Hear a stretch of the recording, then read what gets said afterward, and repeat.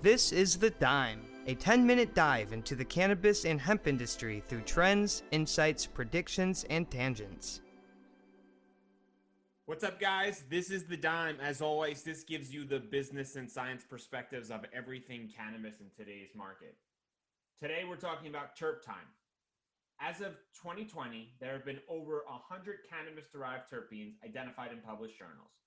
There's a race against time for leading and emerging brands to identify combinations of terpenes that can lead them to greater levels of success. While terpenes are often used to market differentiate strains of cannabis and they continue to be studied and examined, many consumers are left in the dark about exactly what terpenes are.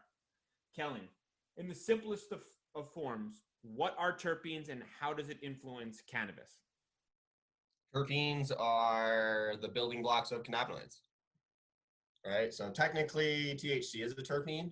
A lot of people don't know that. It's a sesquiterpene, right? The terpenes that we're referring to now are like monoterpenes. So they're just smaller versions of cannabinoids, I guess, for lack of a better description. How they affect the cannabis is this is where different strains come in, right? So different combinations of the strains result in, or different combinations of the terpenes result in different strains.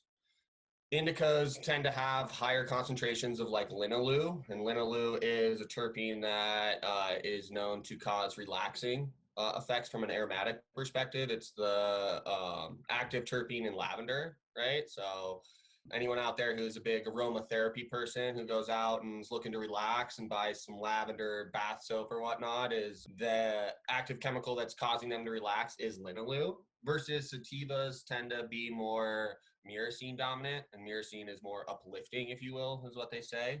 So the terpenes tend to dictate the effect of the cannabis, if you will, from uplifting versus like a sleepy time kind of cannabis, right? And this is where the whole entourage effect has come into play from a cannabis perspective. As far as terpenes go, I mean, what is your understanding of terpenes from a non-scientific perspective, Bryan? I know it's a hot word in the space right now. Pretty minimal, actually. My favorite aspect of the terpenes is when they're on display and I get to smell them all and go, oh, I know what this one smells like, or I've definitely had this one before. But it begs to differ when I'm at a dispensary and I'm selecting a strain, and in olden life when you used to get to smell the flower, what you're smelling, right, Kellan, is the terpenes. And when they're listing the components below, for the most part, I don't recall them listing specific terpenes. It was more THC, CBD, and like the name of the strain. But I want to kind of raise that question, right? On why are they not listing the terpenes? It's hard, right? I tried it, right? Like I went through a bunch of different iterations with like our design team when I was at LeafWorks, and realistically, I mean, just like you said earlier, there's over 100 that have been identified. Typically, what makes a strain unique could be a unique combination of 60 or so. So then you're trying to communicate to the consumer different levels of 60 different chemicals, right? And like, how do you display that on a 3x3 label, right? Like without taking away from your brand, with also communicating a certain aspect. So we tried to highlight maybe like 5 or 6 that we thought were important. It just became really, really challenging to educate consumers, if you will, through our labels while making it still a clean and attractive looking product from for the masses, right? Like when you get a label that's just like super crowded and trying to like abide by all of the state regulatory logos that have to go on there and all these other things, it just gets so crowded, and it's really, really hard to communicate that information to the consumer. Versus like potency, that is required by the state. So those labels are printed off and like literally are part of the certification aspect of the product. So it's just really, really hard to, and I've seen maybe a couple different variations where individuals have used like pamphlets, if you will. So like you get your product and you pull out a little piece of paper, but like the open rate, if you will, of that piece of paper cannot be high, right? I mean, how would you, from a marketing perspective, how would you try to market something as challenging as that? Because there is a bunch of different chemicals that you're trying to communicate to the consumer that are present. You can't. You can't. It's such an overwhelming customer experience walking into the dispensary with you in Seattle and seeing maybe no less than 250 different strains of cannabis on the wall. I was like a shell shocked. I didn't know what to do. And the service guy comes over and he's like, "Do you want to smell one of these?" And I was like, I don't even know where to start. So I just kind of took a hard left and grabbed some of the edibles, which were way less selections. It's the overwhelming Trader Joe's selection choice paradox. I don't know the exact name, but like the less is more in that concept. And having all those different strains with all the different potency levels and all the different aggressive names with the terpenes is just an overload of information. And there has to be a better way of transferring the knowledge and educating the users on how to select certain terpenes. So from a rough number standpoint, Kellan, potency, terpenes, other characteristics, break it down for someone who's walking into a dispensary that wants to understand if they were going to start the journey of understanding which aspects influence which strains they like the most. Give them a rough understanding from a numerical sense on how you would just estimate the differences. So I would say potency doesn't really matter, to be completely blunt.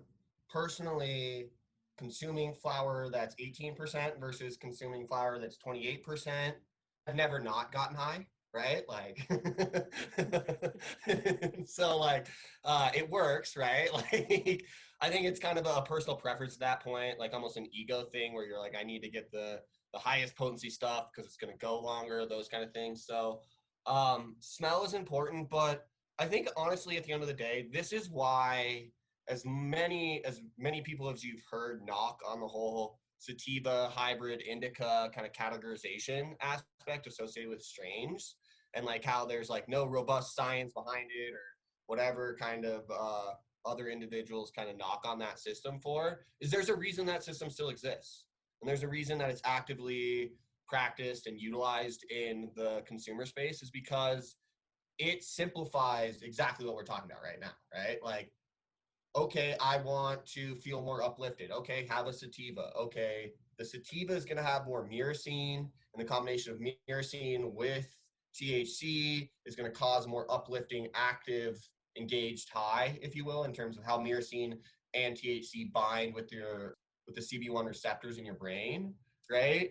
But that's a lot of information for a first-time consumer to take in, right? Like all of these different molecules, don't even know what they look like. Are we talking about chemistry? I'm just trying to smoke weed here, right? Like, so instead it's just sativa equals uplifting. They don't need to know the actual mechanism that's causing that.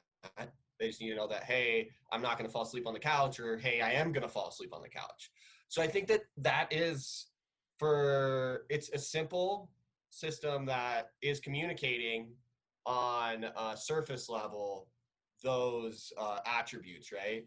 Right now, the strains aren't strictly tied to those categories based on their chemical profile, which I think is where, as you get more consumer adoption, I think that this kind of thing will be very popular among hobbyists, right? So like people who want to nerd out on what strain they have or why they smoke this particular strain during the time of day, right? Like the hobbyists, right? And so I think that once more consumer adoption happens, that will uptake, right? But I think that the current system right now it's been around for as long as it has because it's simple and people can understand it, right? But hopefully we see more science actually tie the chemical profile to those categories, right? And we can kind of see that hopefully a blending of those. Would you, Bryan, ever go out and do you see yourself getting so into certain effects associated with products that you're going to be looking at the terpene profile down the line? Or like from an average consumer perspective, do you see something like that like actually taking off? You know what I mean? Or do you think it's going to be just a hobbyist perspective, you know? Well, I guess it depends. Will it associate with taste, like in wine, where they talk about on the nose and then on the palate? Is that the directions the terpenes can go, or that more the flavonoids? No, they could go that way from a smell perspective, right? Because when you are smelling the terpenes. The flavonoids are larger molecules, right? So you don't typically tend to smell flavonoids. They're not volatile molecules, right? And even when you're talking about wine, though, like we talk about tannins or other various tastes, right? Like we're not even talking about chemicals then, right? Like the nose is going to be a result of a specific chemical profile, right? So even within that example, it's like perfect. It plays really well in terms of just like maintaining that broader descriptive term, right? It could maybe follow something where like you see more of like wine descriptors in terms of like earthy or gassy and those kind of things. I think could be more of like a happy medium versus the sativa hybrid indica model. From a marketing sense, that's where I see it going. That's an established principle of information transfer, of understanding exactly how things can be communicated, and the idea of educating the mass consumer or the very rare consumer on potency, indicas, sativas, terpenes, flavonoids, strains, locations, way too much. It's information overload, and I don't think it's going to communicate exactly what has to happen. We have to simplify the experience and the transfer of knowledge of exactly the product that people are going to get. Because once again, if I walk into a dispensary and I don't want to get what my mom calls scary pot, right? You sit on the couch and you can't talk to anyone, but end up purchasing a product like that, that's it. There's no going back for people like that. You need to make sure that when people are looking for a specific type of high, that they can get that specific product, or else they might be turned off for a really long time. And the only way to communicate that is to have education amongst the bud tenders and also an understanding scientifically of exactly how the products can translate to the human body. Listener question for you, Kellan. Is it possible to get a test to learn about how my body will receive the terpenes and how it will make me feel? Will one terpene make you feel any different than someone else? That's a really good question. I have no I don't have a good scientific answer to pair with that. I'm not a doctor, right? I could see it behaving differently, but I mean, everyone reacts different, right? Like some people like ketchup, some people don't like ketchup, right? Like Patrick Mahomes eats ketchup on steak. Most people think that that's disgusting, right? So I don't think so, really, because at the end of the day, when we're talking about the interaction of cannabinoids and terpenes together in the entourage effect, we're talking about it interacting with like a CB1 receptor and the co-binding potentially within the endocannabinoid system. At the root of it, the enzymes and the proteins that those molecules are binding with should be very similar or identical in structure throughout, or ubiquitous throughout nature from a structure standpoint. So I don't see it chemically or biochemically producing a different reaction. What I think is what we're getting to here is that each individual's mentality will respond to that chemical reaction differently. But I mean, it gets into personal medicine, right? So like at the end of the day, like, Bryan, would you go out and get a DNA test and have your entire genome analyzed from a personal medicine standpoint to then be like, okay, you're missing a G peptide in your enzyme in your CB1 receptor, which then causes this slight unfold and this crease in that receptor. So when you have myrcene and cannabinoids together, it's going to make you freak out, right? Like, but that's going to require a genetics analysis, right? You're going to have a lot of people involved in analyzing your genome and all those things, which honestly, it's not that far away with Google's DeepMind. You saw that, right? I don't think. So Google's DeepMind, tangent, right? But Google's DeepMind just was able to take the genetic code and predict the structure of a protein for the first time, like better than it's ever happened before. So like, we're moving our way towards personalized medicine. I think that they'll probably apply it to diseases first before how cannabis affects people, but you never know. They might just go after cannabis first as like a low-lying fruit. I don't think I would do that. I think I would just consume a bunch of different products, find one or two of them that I really like, and probably stick with those. As long as I go through my three favorite phases of like happy, hungry, sleepy in that order, I'll be totally fine. But if I have to go sleepy first, it'll be a problem because socially high Bryan sometimes is a very quiet Bryan, and I'm not going to blame anyone else, but the cannabis is the probably reason for that.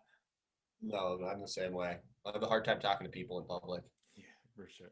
Well, definitely send in your questions if you have anything else on terpenes. I think this is a topic that is not spoken enough, and I think really deserves a bigger dive into understanding on how it influences strain selection and why it's important to understand kind of what you're consuming and which, if any, how to learn more about the basics of terpenes. See you next week.